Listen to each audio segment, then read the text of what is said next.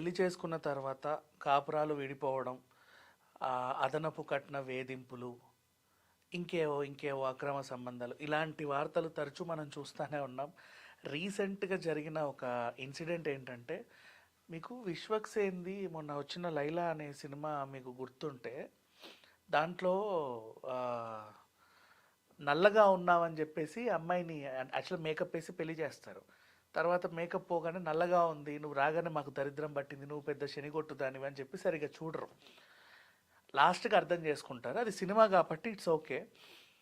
మనం టీవీ సీరియల్స్లో కూడా అప్పుడప్పుడు చూస్తూ ఉంటాం బ్లాక్గా ఉండే హీరోలు. అంతెందుకు, హీరోయిన్లు కార్తీక దీపం ఇట్లాంటి సీరియల్స్ బోల్డన్ని వచ్చాయి.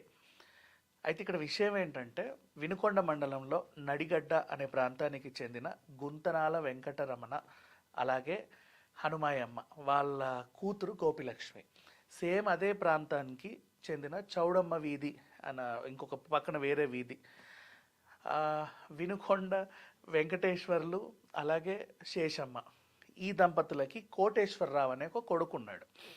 ఈ కోటేశ్వరరావుని పెళ్లి చేసుకోండి, చాలా మంచి సంబంధం, వాళ్ళకు సంబంధాలు చూస్తున్నారట అని గోపిలక్ష్మి వాళ్ళ పేరెంట్స్కి ఎవరో చెబితే, పేరు కోటేశ్వరరావు అంతే, వాళ్ళు నిజంగానే కోటీశ్వరులేమో అనుకొని సంబంధం అయితే ఖాయం చేసుకున్నారు. ఇక అసలు విషయంలోకి వెళ్తే, వివరాల్లోకి వెళ్తే, పెళ్ళి ఎప్పుడు జూన్ 4న పెళ్ళయింది. అంటే పక్కపక్క వీధులే కదా, ఏముంది, పుట్టిల్లు కూడా ఇక్కడే. వాళ్ళు కూడా తెలుసండి మాకు చిన్నప్పటి నుంచి, వాళ్ళకి అది ఉందంట ఇది ఉందంట అని ఆ వీధిలో వాళ్ళు వీళ్ళు చెబుతూ ఉంటారు. అవన్నీ నమ్మి మొత్తానికి అయితే పెళ్లి చేసేసారు. ఎందుకు, ఇంకా అమ్మాయి పక్కనే ఉంది కాబట్టి అప్పుడప్పుడు చూసుకోవచ్చు అన్న ఆశతో చేశారు. ఇక్కడ ఏమైందంటే, ఆ టైంలో కట్నం మర్చిపోయా. కోటీశ్వరులకి ఇంటికి మా కూతురు కోడలుగా వెళ్ళబోతుంది అంటే, వాళ్ళకున్న పొలం మొత్తం అమ్మేసి ఓ 20 లక్షల క్యాష్, 12 అని కొంతమంది, 20 అని కొంతమంది అంటున్నారు, అటు ఇటుగా క్యాష్, ఇంకా ఉంటాయిలేండి, క్యాష్తో పాటు సామాన్లు కూడా పెడతాం కదా, 20 అయ్యి ఉంటుంది, అండ్ ఒక 25 సవర్ల బంగారం, ఇవన్నీ పెట్టి పంపించారు చక్కగా.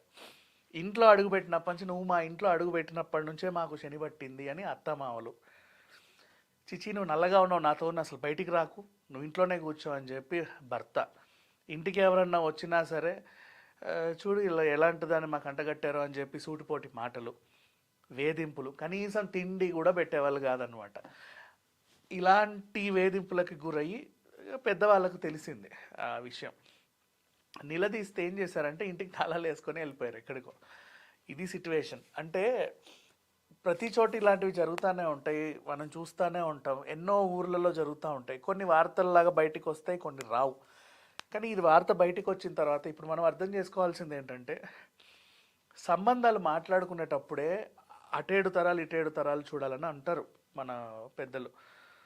ఇప్పుడు ఏంటంటే, ఏ కాపురమైనా సరే మహా అయితే సంవత్సరం 2 సంవత్సరాల కంటే ఎక్కువ నిలబడట్లా, ఎంత గ్రాండ్గా పెళ్ళిళ్ళు చేసినా. కాబట్టి మాట్లాడుకునేటప్పుడే ఇరుగు పొరుగు వాళ్ళని కొంచెం బాగా ఎంక్వైరీ చేయండి.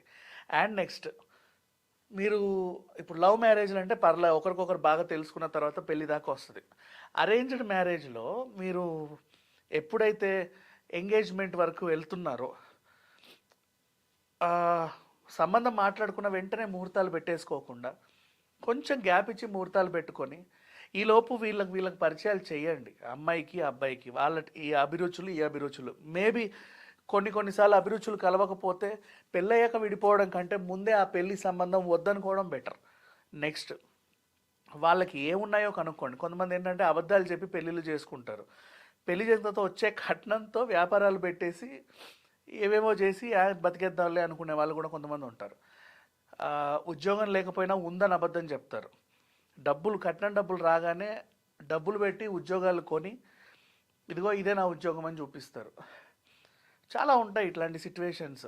ఎందుకంటే ఆడపిల్ల సంబంధం మాట్లాడిన వెంట కొంచెం కట్నం తీసుకొస్తుందన్న ఆశతో వీళ్ళు ఆల్రెడీ ప్లానింగ్లు వేసేసుకుంటూ ఉంటారు. కొంతమంది ఏంటంటే, అబ్బాయికి పెళ్ళి అయితే వచ్చే కట్నంతో మళ్ళీ అమ్మాయి పెళ్లి చేస్తారు, ఆమెకి ఇచ్చి పంపి. మంచి జరిగిన ప్రతిసారి ఓకే, కానీ డబ్బుతో ముడిపడిన బంధాలే ఇవన్నీ కూడా. ఆ డబ్బు అనేది చేతిలో ఉన్నప్పుడే మొహాలన్నీ వెలుగుతాయి, ఆ డబ్బు అనేది చేతిలో లేకపోతే వెలవెలబోతాయి. అందుకని భార్యాభర్తల సంబంధం వేరు. మళ్ళీ అంటే వీళ్ళు ప్రేమించి పెళ్లి చేసుకున్నా ఏం చేసి వీళ్ళకి డబ్బు గిబ్బు ఏం ఉండదు. నువ్వు నాతో ఉంటే చాలు అనుకుంటారు. అడవిల్లో కూడా ఆనందంగా బతికేస్తారు. కానీ ప్రేమ పెళ్ళిళ్ళు చేయరు ఎవరు. అంటే ఎవడినో ప్రేమించింది ఏంటో అంట, అదంట, ఇదంట అని చెప్పేసి అమ్మాయికి ఏం తెలుసు అని. వాళ్ళిద్దరు బాగానే ఉంటారు యాక్చువల్గా అర్థం చేసుకుంటే. అరేంజ్డ్ మ్యారేజెస్లో వచ్చే ప్రాబ్లమ్సే ఇవన్నీ. అవతలోళ్ళు పెళ్ళిళ్ళ పేరైలు ఏం చేస్తారు, 1000 అబద్ధాలన్న ఒక పెళ్లి చేసి పడేస్తారు. ఆ అబద్ధాన్ని నమ్మి నిజం అనుకొని వీళ్ళు కూడా ఆ సంబంధం ఖాయం చేసుకుంటారు. పెళ్ళైన తరువాత నుంచి కానీ అసలు విషయం తెలియదు.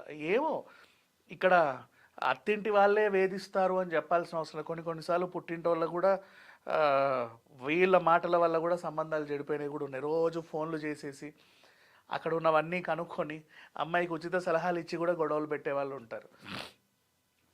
సరే, ఏదేమైనా నల్లగా ఉన్నా తెల్లగా ఉన్నా ఎలా ఉన్నా సరే పెళ్ళికి ముందే మాట్లాడుకోండి. పెళ్ళైన తర్వాత రంగు, ఒడ్డు పొడుగు ఇవన్నీ అడ్డు కాకూడదు సంసారాలకి. Thank you so much.